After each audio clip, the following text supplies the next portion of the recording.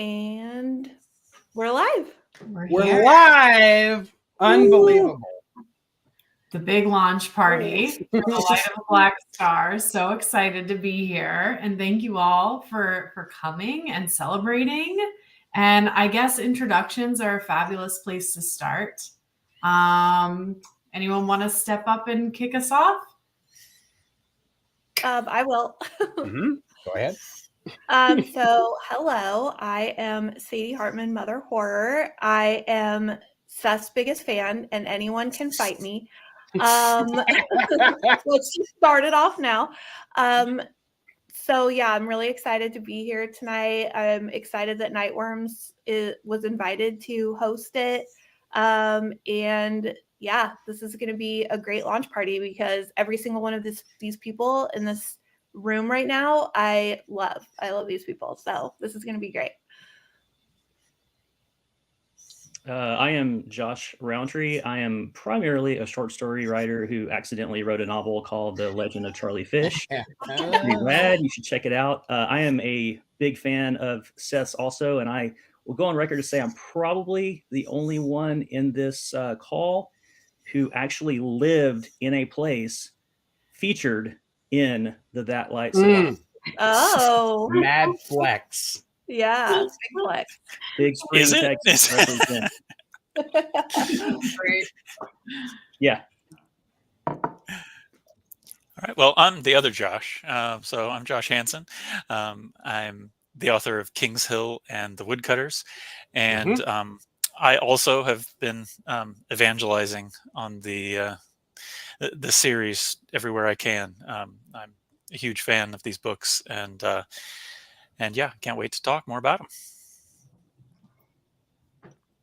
I'm Marguerite Turley. I'm a bookseller at La Haska Bookshop in Pennsylvania, and I am a massive fan of Seth's, especially this trilogy, and I would have never heard of him if it wasn't for Sadie. So I always love you for introducing me to his work because it's just amazing. And I will fight you that I'm his biggest fan. You're the only one I will take up on that. Ladies, please. Actually, yeah, I'll fight club. Go ahead and fight. From here on out. I am Knowles. I am an author, and Seth has been incredibly gracious with his time mentoring me with my own work. Also a huge fan, but let's not fight. Thrilled to be here. I've been so looking forward to this. Evangelizing, Josh, is the perfect word. I feel that way also when it comes to Seth's work, just spreading the good news for everybody. But Seth, let's hear from you. Where to begin? The story of my life begins in a little town. So I'm C.S. Humble. Seth, I go by Seth, but my pen name is C.S. Humble. I'm the author of the Blackwell series, which was originally published by Dark Heart. But more presciently, what we're talking about today is the culmination of 6 years of work trying to develop a trilogy story called That Light Sublime. It is published by Cemetery Dance, and today is the day I've been waiting for a long time for everyone to be able to see how the story ends. And I'm deeply appreciative of all the people in the chat. I'm appreciative of all the people on the panel here. And as has been said, all of the people in this room represent an important part of the journey of this novel becoming what it currently is, and something I'm very proud of, especially for what I believe to be the power of the novel and what it can do for not only the genre for the Western moving forward, but as a vehicle for people who are not traditionally represented in the Western to find themselves there, because I do deeply believe that the Western belongs to everyone of every people group, not just straight white men. But that's me. Well said. And so I think to kick us off, Seth, you agreed that you could do a little reading for us. It's such a treat. Well, thank you so much for queuing that up, Ray. Really appreciate that. For those people who are wondering, tonight I'm drinking Old Forester bourbon, which is one of my favorites. And but I was thinking about, so I recently had dinner with Josh, and Josh brought this wonderful bourbon. Which Josh, Seth? I had dinner with Josh Rountree, author of The Legend of Charlie Fish, and Ne'er Do Well. And but I was thinking about having that bourbon with it. But this is my favorite bourbon. Josh, you're my favorite Western genre writer named Josh, and that's wonderful. But I'm happy to do a reading here for you from the second chapter of The Light of a Black Star, which again is the third book in the Blackwell series. I won't read the whole chapter for you, and I hope that you enjoy it. Also, I see Marissa Van Uden is in the chat, and before I do a reading, I want to say Marissa is the best editor that I have ever worked with. I came to know her because of Sadie. Sadie introduced me to Marissa via Darkheart, and Marissa has made my work, any laurel that should be attached to this work should be equally presented to Marissa for all of her hard work, which represents many hours of us going back and forth and her being mad at me that certain characters died. And so thank you, Marissa. You're a gem, Marissa. She is a gem. But here is chapter 2. And Marissa, if I get anything wrong, feel free to send it to me in the comments. Baton Rouge, Louisiana. Under a gray blanket of clouds, Carson Ptolemy stood on the sun deck of the Duke of Natchez. He was alone. Pipe clenched in his false teeth, he leaned against a brass rail, watching thin plates of ice float past the churning steamer like frozen lily pads. They drifted down the cold Mississippi River toward Baton Rouge. Annie Miller and the others were waiting for him there. The business of the Peregrine estate, or at least what was left of it, was in New Orleans, but word had reached Carson about strange reports from the lower Mississippi region. People going missing for weeks. Their blood-drained corpses found in dark alleyways or on the riverbank, bloated, frozen stiff. It was so blatantly vampiric activity that it gave him pause, wondering if it was too risky to ask his friends to meet him. When it came to Sigurd's want for revenge and the guile of the Red Kingdom, the possibility of a trap was a very real thing. He had considered the dangers, then he telegraphed his friends, informing them of his suspicions. It had been 6 months since the Battle of Chicago, 6 months since Sarah Lockhart, Sven Eriksson, and Annie Miller had come to Carson's rescue. After making their way back to derelict Abilene on the steam train Hephaestus, which had been easy to take considering its former owner had been shot and killed by Annie, he spent the next month convalescing. While his body healed from what the Society of Prometheus had done to him, at least as much as it could heal, he spent the time learning what had happened to the Peregrine estate and the judge. Annie spared no detail of Sigurd's attack and the many lives it stole. Spoiler, spoiler, spoiler, spoiler, spoiler. Annie told him all that she had done and all that she had given up to come to his rescue in Chicago. Carson had listened to the whole story without interruption. He hadn't known what to say, but she didn't wait for him to say anything. 1 second. On the Duke of Natchez, the wind rolled over the sunless sun deck. The steamer sounded a docking whistle, its big side wheel paddle chewing up the river toward the row upon row of Creole river houses and saloons lining the port of Baton Rouge. The port was overflowing with cotton stacks corseted in heavy hemp ropes. Passengers straddled barrels of wheat and barley. There were men and women smoking or tilting back bottles of whiskey, trying to keep warm, bundled in heavy coats.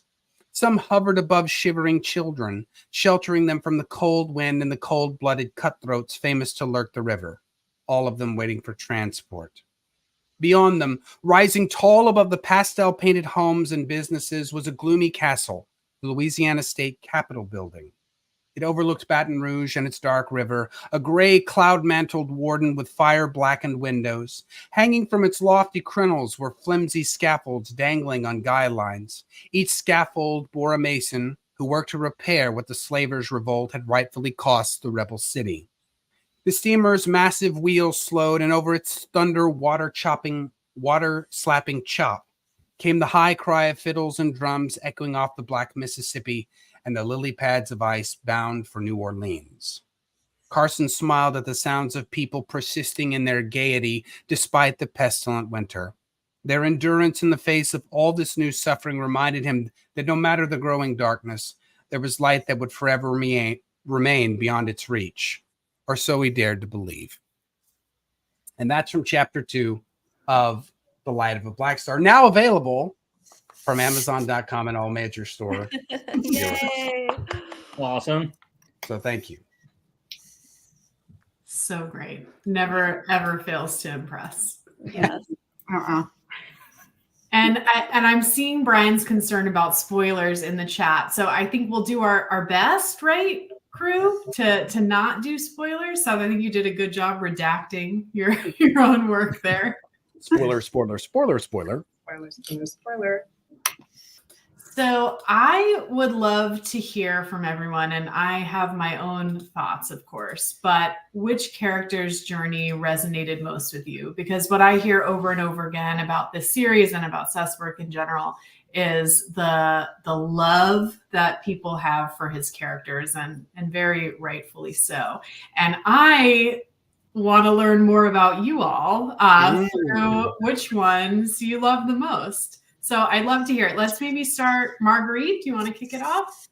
Oh, me. Oh my gosh. Of course, Annie. I'm sorry. I just like from the moment they were like little baby children in the first book, like it's just I just love them so much, and I always am just like, oh, please let everybody be okay. And you know, and I mean, I literally loved every character in the series, but those two just were my very, very favorites. That's wonderful. I mean, I'll jump Yeah, on. I I hate to mimic that exactly, but Annie definitely resonated with me, I think, more than anybody. Carson and Annie together, but just Annie's journey and the person she is at the end of the book versus what she is at the end of the series, rather, versus what she is in the first book. She's just grown in so many ways, just the way that she becomes just this absolute leader, of everyone around her. She has strength in the first book, and she hones it and becomes something so much more. And God, just a really fantastic character. I love Annie. Thank you. It's very sweet. I don't know if you've seen, but we have a ship name in the comments. Canny. Are you? Canny. Oh, there you go. Canny, Nice. ship name. What's better than arson? Yes. That one wouldn't work. Well, I obviously love Annie and Carson as well, and I know that Ray just wants to talk about the villains, but I want to I want to throw some of the, because I think one of the strengths of these books is just the kind of pretty broad cast of supporting characters that really kind of like just walk on stage and are immediately kind of full and interesting and complex. I think in this book, Ashley really takes a center stage, and just like one of those characters that you just love to hate, and then by the end, like, maybe I kind of love him. I don't know, but I think I'm definitely a sucker for those types of characters. Sure. Thank you, Josh. He's a good one. I love how like all the supporting characters are not just cardboard cutouts or people just standing in. They all have like a purpose. And their lines of dialogue are like meaningful, even if they just have a few before they're killed so ruthlessly. I actually love, in the very beginning, I was enraptured with Gilbert and Carson. I just thought that their relationship was so endearing and just beautiful, and just all the wisdom that Gilbert imparts to Carson. I really love the father-son relationship so much. And then later on, obviously, I'm in love with Carson and Annie, and then develop like a huge crush on Ashley in a big way. And then I don't know what Ray's thing was with the villains, like Josh hinted at, but I love the villains too. Like, I'm a huge Sigurd fan. I Mhm. love his vampires. Like, the vampires in this trilogy are not your garden variety vampires. I've like highlighted certain battle sequences and scenes and like demonstrations of power in some of my reviews, because I think that the way that Seth like writes the way that they kill and like are so cold and calculating and like very smart and just like the way they execute on their decisions. Yeah, just some of the most fun vampire fiction ever. Thank you very I much, George. totally agree. I think sometimes vampires get portrayed as sort of like almost like lilting, like elusive, like there's just not much to them. And I get that that's sort of a vampire-y vibe, but I find really the opposite is true of Seth's vampires, in that they feel very human, like they feel very three-dimensional, and they have interesting different personalities. You can't really paint them all with a broad brush and say like they're all these sort of flamboyant and whatever creatures. They're all different and they're all wonderful. And yes, I am always going to be the biggest fan of the villains, and the Baroness for me. Oh, She's For awesome. Ray, me, So awesome. terrible. I was in love, I want to say, with the Baroness. Nice. And I always say his name wrong, but Christian, yeah. Christian, Mhm. no notes in that third book. Some of his lines are just incredible. I won't jump ahead of myself, but Yeah, agreed. That's very flattering. Can I say who I love the most if I can? So I was on another podcast and I mentioned Ashley Sutcliffe, and I do love writing Ashley Sutcliffe. Because Ashley Sutcliffe, you get to sort of be like, you get, and I mentioned this a little bit, but like you get to play Han Solo a little bit, right? And I've, what boy when he was young, while dreaming to be Luke Skywalker, didn't think, wouldn't it be grand to be Han Solo, Captain of the Millennium Falcon? But for me, honestly, my favorite character, and this will surprise some people, my favorite character is Orin from the second book. I find a deep resonance with Orin and him trying to understand his place in a world that he's really struggling to understand. And I felt a deep swell of empathy for Orin's story. But for those who are reading the trilogy, you'll know sort of why that's sort of an interesting decision or statement from me. But I loved Orin very much. Well, the good thing is regardless of what character a reader likes, we know that you're going to treat that character very well, and you're not going to have anything bad at all happen to them ever. Totally safe. Not true. There are lies happening on this YouTube stream. Prepare yourself, dear reader. I did listen to that podcast on Talking Scared with Neil just before we came on here. I listened to the whole thing, and it's an amazing interview. So, and there's really no spoilers. I was kind of had an ear out for it and I didn't hear any. So it's spoiler free for people like Brian who just enjoyed the first book. And I think it's really an exciting time for people to pick up this series or the trilogy, because you can read them back to back. I had to wait impossibly long periods of time in between. So and it really reads well back to back to back. Like I was telling Seth the other day that like it feels to me like a single book. Like, definitely, it's really interesting in that each book has its own vibe. They kind of have a different feel to me, and yet they work so well as just a whole. I feel like it flows so well that, I want the big omnibus volume of Right. That Light Sublime that, I can haul around this huge tome. I would also love that. I would also love that. Hardcover. Yeah. So I have some hypothetical questions. Hypothetical questions, if you know me in real life, is this really annoying passion of mine that I bother everyone I know with hypothetical questions. So I hope you'll indulge me. We will. We talked a little bit already about Ashley Sutcliffe, who is our incredible poker player. Okay. So I would like to know, if you're playing poker with Ashley Sutliff and you're holding on to a killer hand, okay, you've got a straight flush. And for those of us that don't play poker, there's only one hand in the whole game that can beat a straight flush, and that's a royal flush. Royal flush almost never happens. Okay, the odds, if you're interested, are almost 31,000 to 1.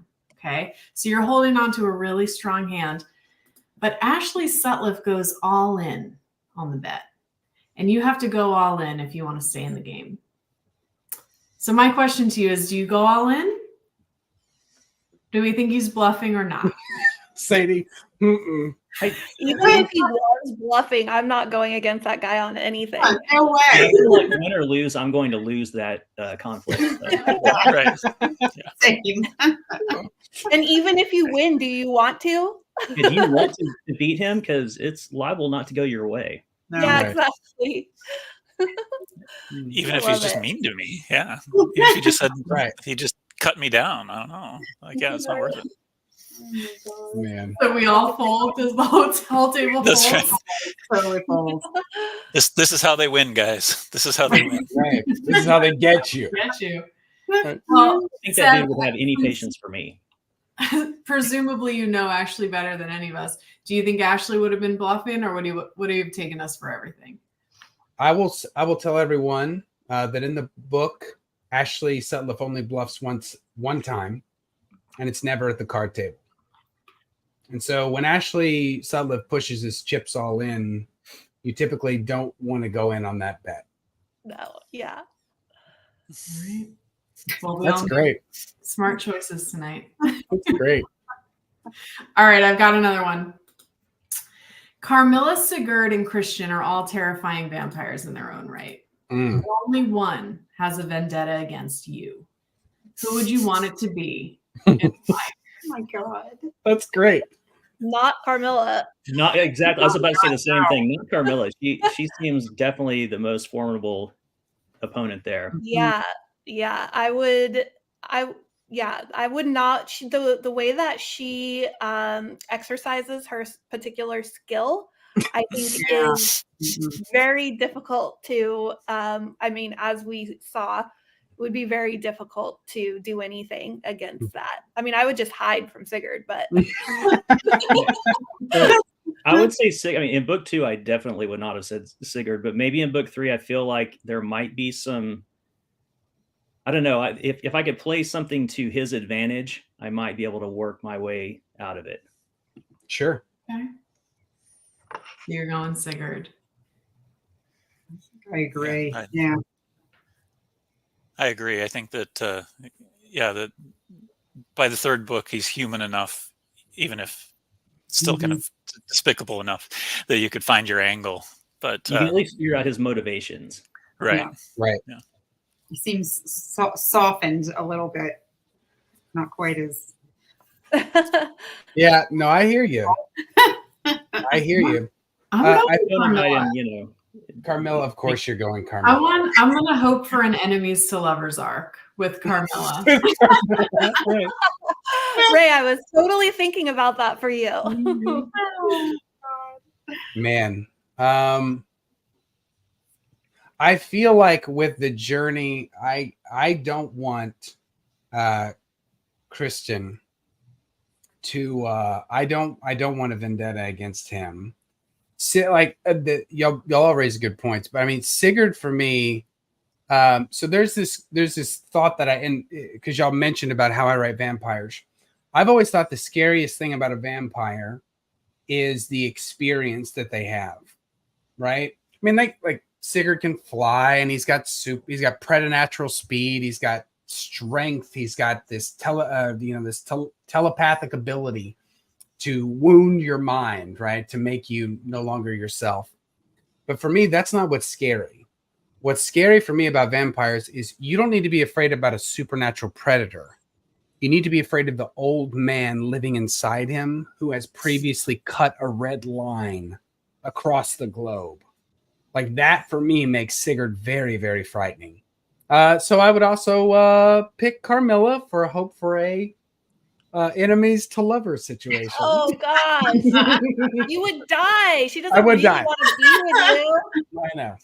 But what a way to go. What a way to go. Do you think I might have a shot? Seth? Maybe.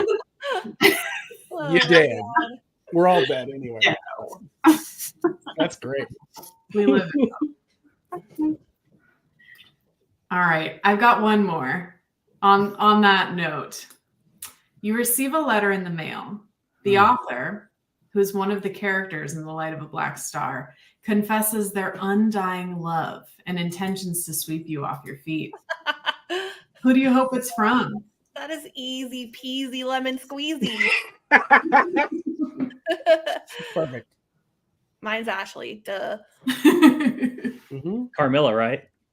Carmilla, right. Ray wants a letter from Carmilla. No, it's actually the Baroness of all 3 books. Oh. If we're including all of them, the Baroness takes it. But if we're just looking at the 3rd, I don't know. It's either Carmilla or Christian. I mean, I'd feel very honored if I would make an incredible vampire queen, I think. I think so too, Ray. You would get your own spin-off story. Right? Yeah. Totally. Perfect. That's freaking perfect. That's great. Every one of these questions feels like a trap. Yeah. Right? Pretty much. Yeah. Yeah. There's no good way that this ends. Yeah. Mm-mm. I'm gonna go with Carson because I just love him and I love the man he's become, and he just has a way with words, that man. So, you know, I would love to get a letter from him, a love letter. That would be perfect. Josh Rountree, we're waiting with Oh, palpitant heart. I said Carmilla. Oh, Like, you I wanted also- Carmilla. I'm happy to be a My vampire man. consort. Josh is like, I'll sign up to be a thrall right now. Yeah, I mean, A Carmilla simp. Okay. Can we need that. We need that to be a hashtag. I see Carmilla. I see t-shirts. T-shirts are coming. Yeah. Yeah. I think if I wanted to have a love letter sent to me, which would be sort of weird because I'd be writing it to myself.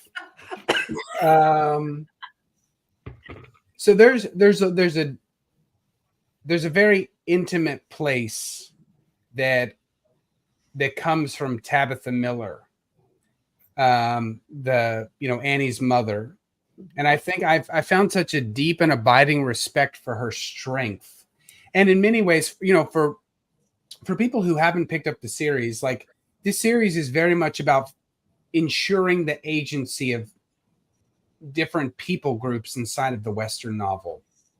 And it was so surprising to me because I didn't know Tabitha Miller was going to do so many of the things that she did. I didn't know in the first book that she was going to confront Jeremiah Hart until she started doing it.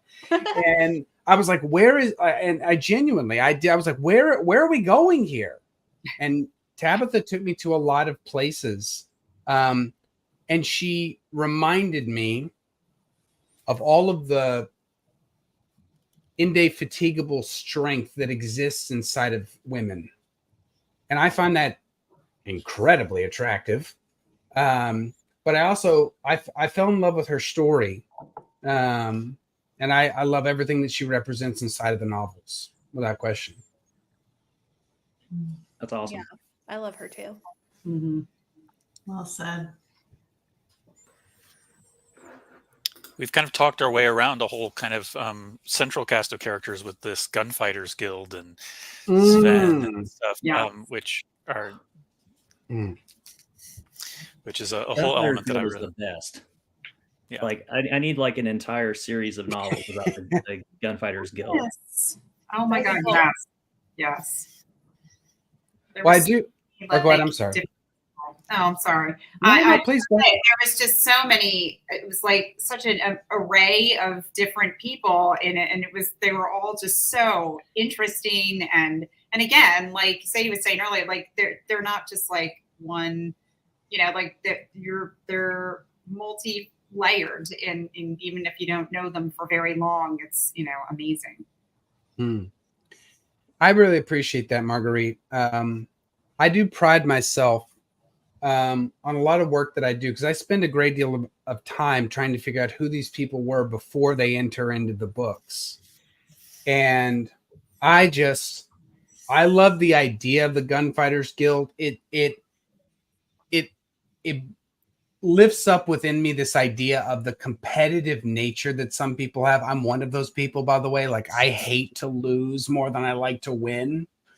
And so when I had this idea, I was like, wouldn't it be really interesting if there was a group of people who they were it was a group of gunfighters, and there's no prize. The only prize is being the best. That's it. And so I actually have a list that I can, or not that I cannot, but I have never shared with anyone. I know all 25 of the gunfighters. And when I was writing the second book, I wrote the story for all of them. And none of them show up in the book except for 5 of them.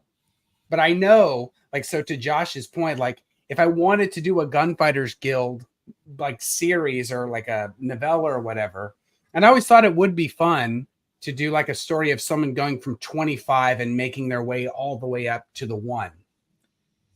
But we'll see. Sales have to be, the juice has to be worth the squeeze in that regard. Since the whole thing is, so very Tolkien-esque in that it's, epic, and you were obviously striving for that. What we need is your Silmarillion.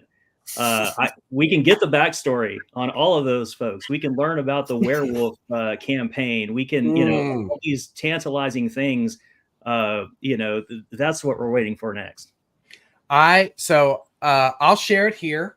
It's a Nightworms special. I'll say it right here. That I know exactly what the werewolf campaign is.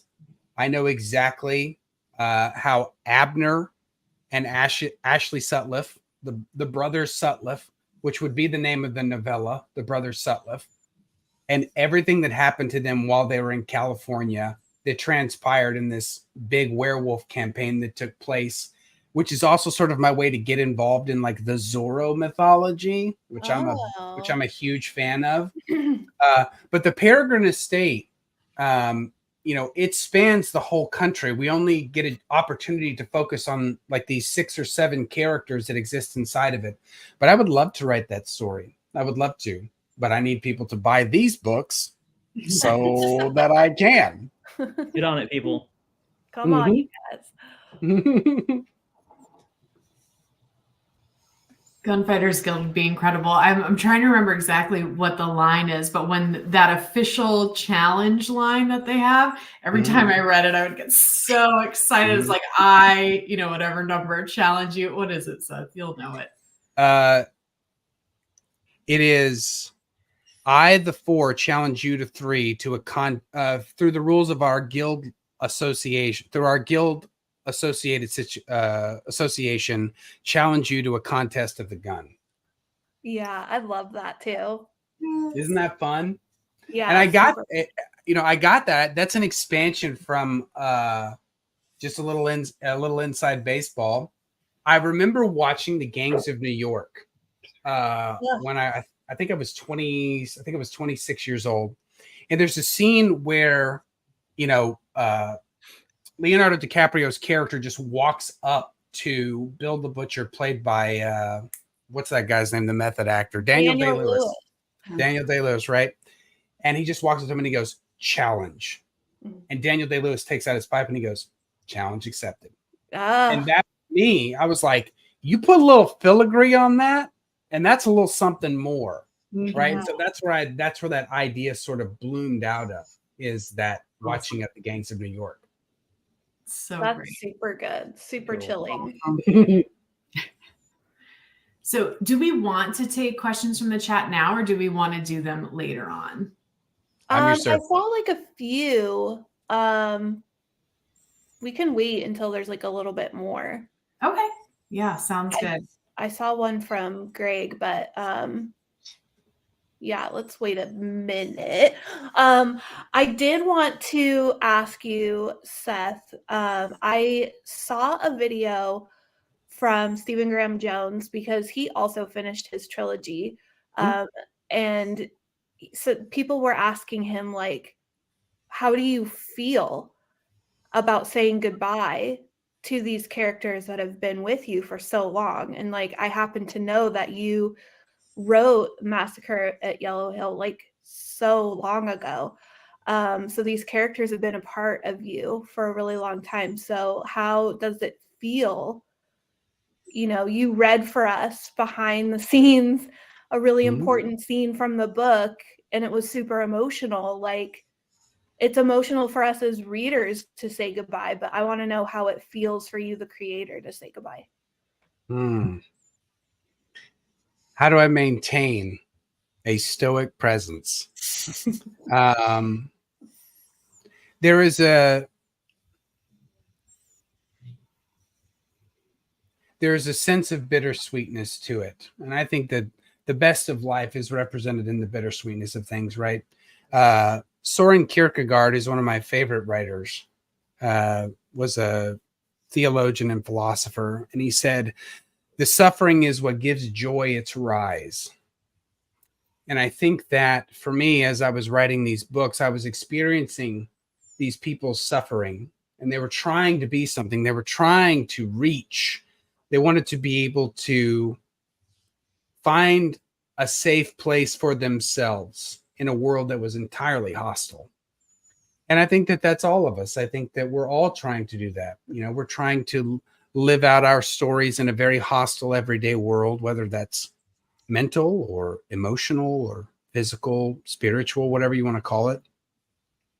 And so for me, when I finish, it's interesting because on I think it was the second week that I was working on The Light of a Black Star, the ending came to me.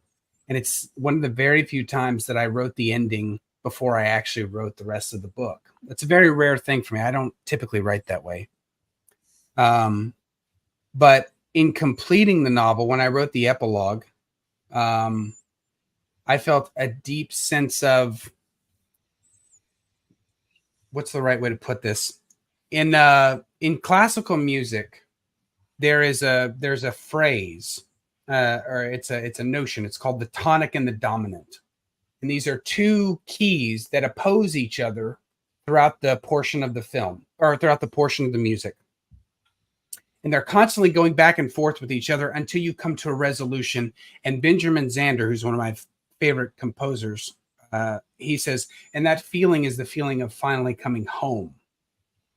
And that's the feeling that I felt when I wrote the final words of the epilogue. And I just sort of had this, like, we did it, right? We're there. We made it home. And even though that home looks very different from the place where we began, right? It's still that sacred place where love begins. It is still a home. And for me, without getting emotional, because I'm a bedrock of stoicism, it felt like me finally understanding where my place was, where I was, like, I ended up where I wanted to be. It gave me the same sentiment when I read it. And I try to say this without ego, but that's impossible for a writer because we have to live with so much confidence inside of us.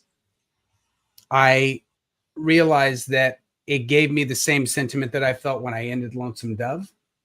And I knew that because I had reached that place, I had achieved something that I had always wanted to achieve. And that was to make a mark on a genre. And I truly believe, and again, without any ego, I believe I have made a mark on the genre that I'm very proud of. And I won't shirk away from that confidence. But I will also say that it would be impossible to have come to that place without all of the titans and all of the people who came before me to show me the way of how to get there. If that answers the question, that's how I felt. Yes, that answers the question. That's a long answer to a short question. How did you feel? Right? I mean, to Nadine's point, she says it's not goodbye for us readers. It's just till next time.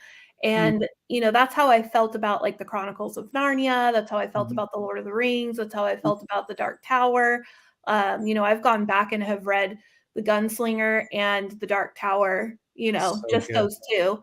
I've also just read, you know, one book. I'll read, you know, Wizard and Glass just isolated and read it. I probably would never read your book 2 again because that book was fucking torture. But I will probably revisit 1 and 3. What a wonderful statement. You're welcome. That's the what That's are a you blurb doing, right there. Seth? Book. Right. And I'll tell you guys, without diving too much into spoilers, when I was writing A Red Winter in the West, I was also on a journey. And I didn't know what was going to happen. I just knew that characters were making decisions. And if you have characters making decisions without a cost, then the book feels flat. It doesn't feel alive. And for me, the book gets to decide. And a lot of people yell at me like, no, you decide. You decided to kill these characters. And Josh is shaking his head, and he understands the characters made choices in a brutal setting that requires a cost for those decisions that they made. And I wanted so many times, and I've told Sadie this, when I got halfway through A Red Winter in the West, I was like, people are going to be so mad at what's happening. But I mean, the characters make decisions, and all you can do is follow them down that path. I mean, from a writing perspective, it's so obvious that you let the characters drive that story. That's why we love the characters so much. Mhm. I mean, the problems arise when you take a character and put them in a box and say, you have to go do this. But when you open up to it and let them choose the route, as you well know, it's what makes a series like this. Absolutely. I just want to say too, as brutal as that second book is, those scenes on the train, and I don't want to give any spoilers, but holy shit. And this is not going to surprise Seth because I've screamed, myself hoarse, about this. But the power exchanges that are occurring on the train are so incredible and enthralling that just need that all the I know time. you love it. Eat it up. You love it. Like, I saw Seth in person like about a week after I read that, and I'm like, what did you do? What's wrong with you? What's the matter I with was you? reading it going, no, he's not gonna. Oh, he did. Yeah. Yeah, there were lots of messages where I was like, I hate you. Mm-hmm. Mm-hmm. Mm. I know. I kept going. This isn't. Oh, yeah. Right. Yeah. Like, I think that all does add up so that by the time you get to this third book, it's almost like, I don't know, it's like Greek tragedy or something. Like you're just, like we kind of know what we've signed up for. And, Right. And now, and like you said, Seth, like the characters have kind of made their beds and now we're just along for the ride, Mhm. Right. And the third book is explicitly about you've decided who you're going to be in the world. Now go be it. And that is especially true for Annie, who is without question the strongest character throughout the entirety of the narrative. And she really became like just something, just a sheer force of personality that could not be repressed. Like, and openly, I admit, like, I am a man. I want to see someone who looks like me take control of the story, wants to be the protagonist, because like that's one of the great challenges that I think that men writers have is we expect someone strong who looks like us to show up and save the day, but this is not the case. And so in this way, it forces me into a greater understanding about what strength looks like for a character. And I believe that until a writer addresses that challenge within themselves, they're completely muted to a whole other spectrum of color for the characters that can exist inside of your stories. And so Annie Miller changed the way that I see fiction, and she changed the way that I write women. And I'm only the greater for it. I love picturing her smoking a pipe. That's like my favorite Annie Miller pose. Right. Sweet Annie. So we've talked a lot about the gut wrenching moments, and I see in the chat set that people have cursed you out. Many people. Perfect. But I'd love to hear some favorite moments, whether it's just like, what it was, or I don't know if anyone has lines from the book that they wanted to share. Oh, I have one, but you guys go first because I have to find it really quick. I mean, there's so many.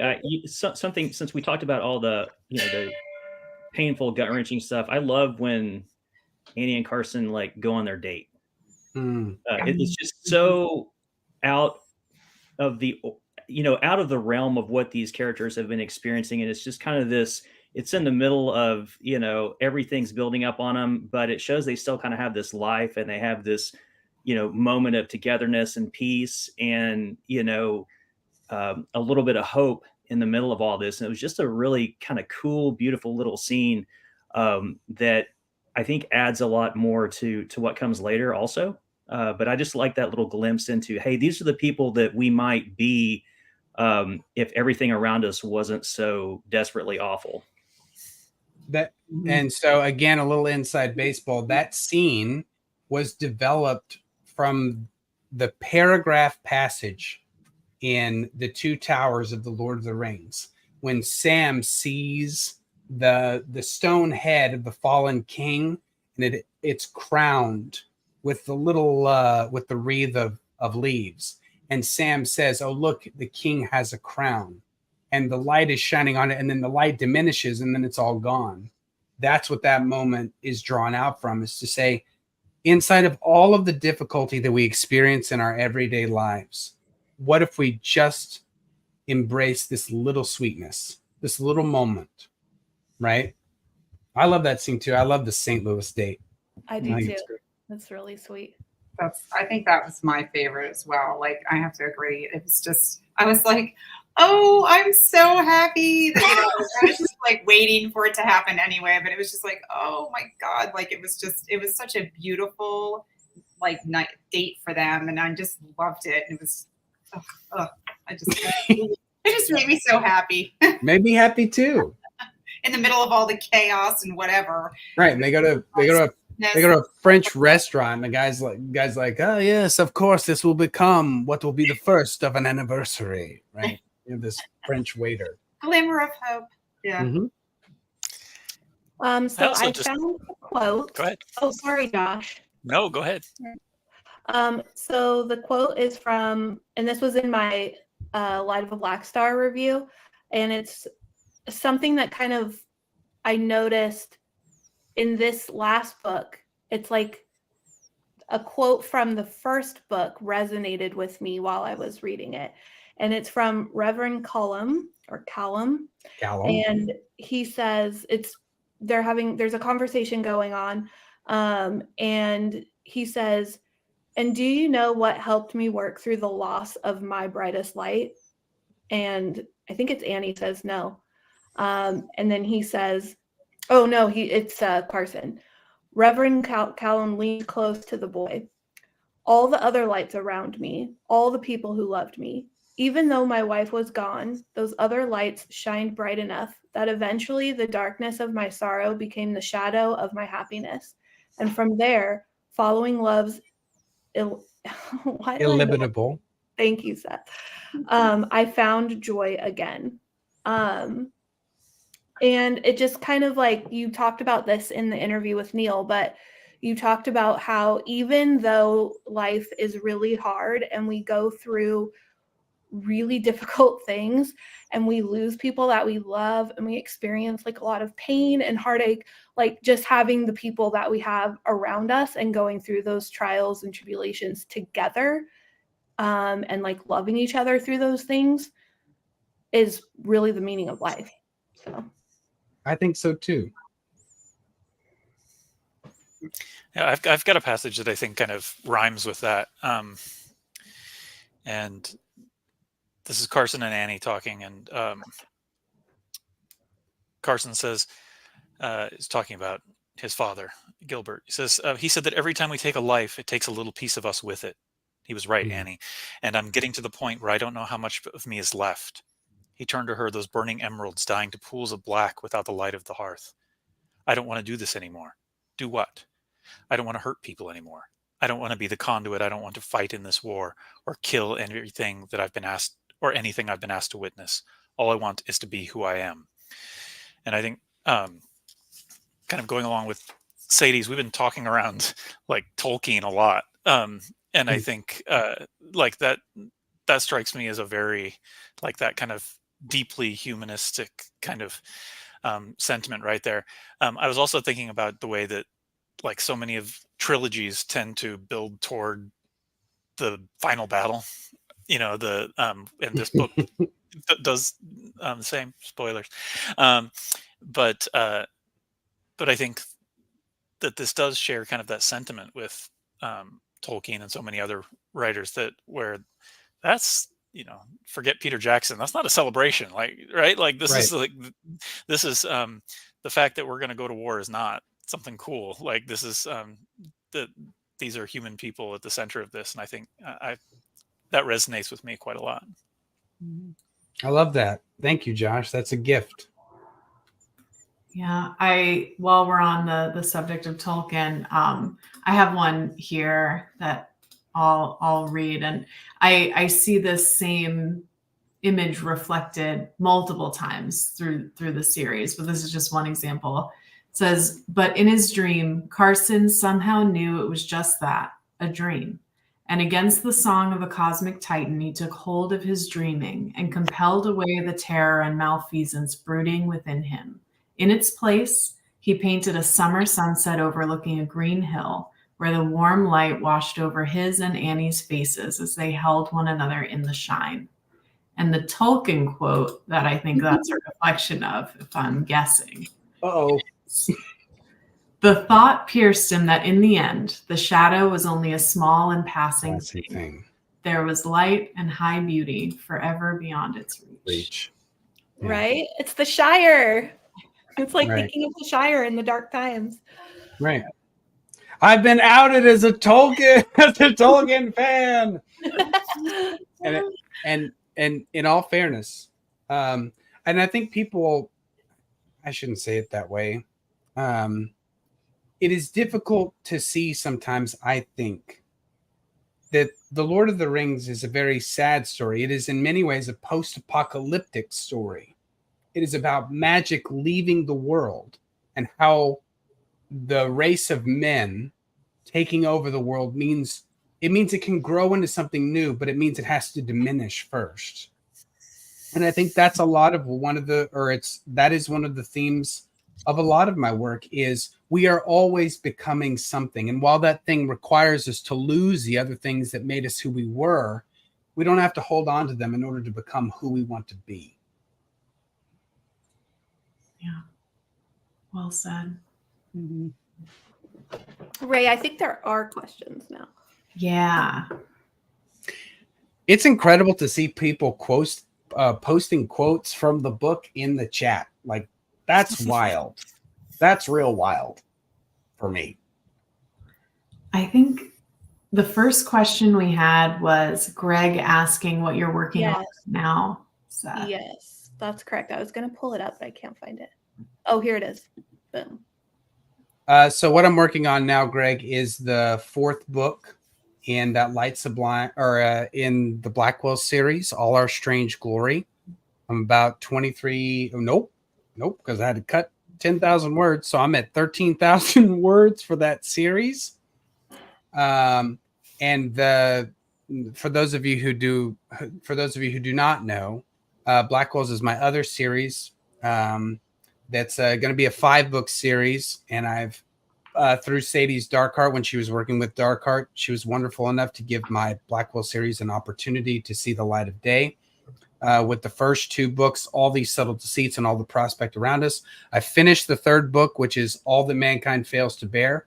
Right now I'm working on All Our Strange Glory, which continues all of those characters' journey in Blackwell's Colorado. Yay, I'm excited. I can't wait. I need that 3rd one, like now. There is another question for you from Sarah Bartz. What a question. Who would I like from the King universe would you like to see Carson go on journey with Jake? I'd like to see Carson and Jake together to see if they could grow up in honorable manhood together. I would have liked answer. I like that answer. Thank you. Here's one from Paul. Does the recent boom of horror westerns help or hurt the sales of the series? Well, we're going to find out, aren't we, Paul? Do you resent the boon since you started this so long ago? One should never resent the resurgence of a treasured genre. I think that it's always wonderful to be able to compete against those who you deeply respect. And I know that there have been a lot of westerns that have come out in the last year and a half. None of them are going to be written better than Victor LaValle's Lone Women. I think Victor is one of the great writers of his generation. I respect his work deeply, which I was first, I became invested in with the Ballad of Black Tom. But and it's hard for me to talk about sales of the series, and it's dangerous for any author to talk about sales without either frustrating or upsetting either themselves or other people who are involved in that process. But what I will say is that whatever helps the genre grow is a good thing. And I shouldn't even say that about the Western, and I think Josh would agree with this. Whatever helps us remember that the Western is a part of the American story. And it's very much rooted in evils of racism and misogyny and cowardice and a willingness to take other people's stories and turn them into our own in what is in many ways a racial theft for the people who've made the country what it is. But I think that in trying to provide a resurgence to what the true story, all of the voices that belong to that story in the Western, the taming of the West, while excising all of the horse shit of Manifest Destiny out of it, is always going to be valuable to every reader who touches it. I hope that answers your question. Yeah, more than answers the question. And just saying that with Josh Rountree here, definitely read The Legend of Charlie Fish. I love Charlie Fish. I could totally go back and read Charlie Fish again. It's great. Everyone, Charlie Fish is your buddy. I love that book so much. Okay, here is one. Any comparisons can contrast growth Seth has experienced as an author between the Light Sublime books and the Blackwell series that you would like to discuss? That's a great question. Strawberry_Shiv Cake. I think there were, and this is something I've talked to Ray and I have been talking about quite a bit. We're always in a process of becoming. Every time I sit down to write a book, like I openly admit to you, every time I sit down to write a book, I want it to be the best book that's ever been written. And is that realistic? No. But it does reach to what I like to call the Icarus point, where you can get past all of the heat, right? You can get past all of the void of the hope of sales, and you can get past the heat of the criticism of people who will say that your book is one thing or another. So that you can fly past those points and that your book can become timeless. You can get beyond that Icarus point.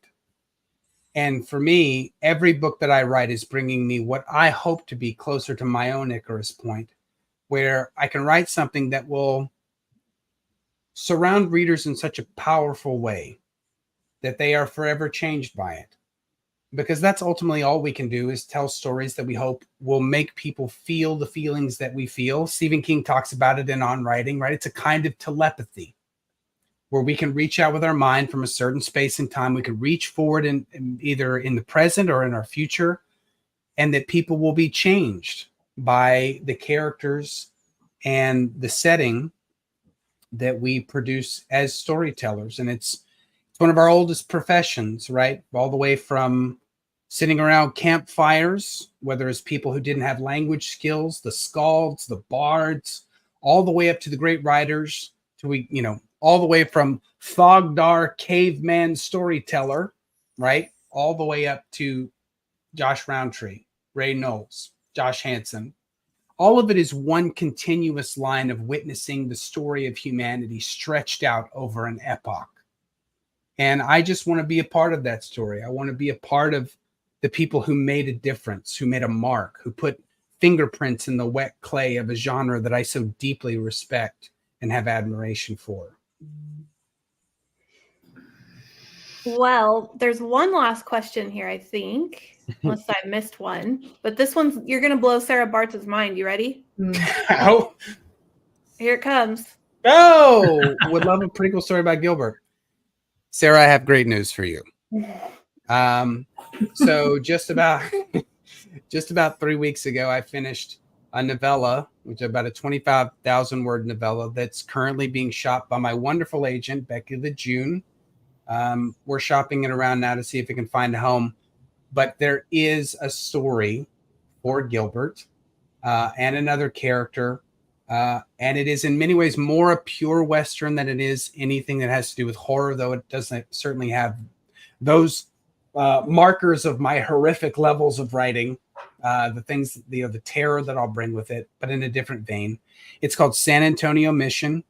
And I think that it is as good as anything else that I've written, except it's in a, it's, Sadie loves it. But I'm looking for a place for it now. And it is Gilbert's prequel story where he is the main character. It's gripping. Yes. Gripping. Okay.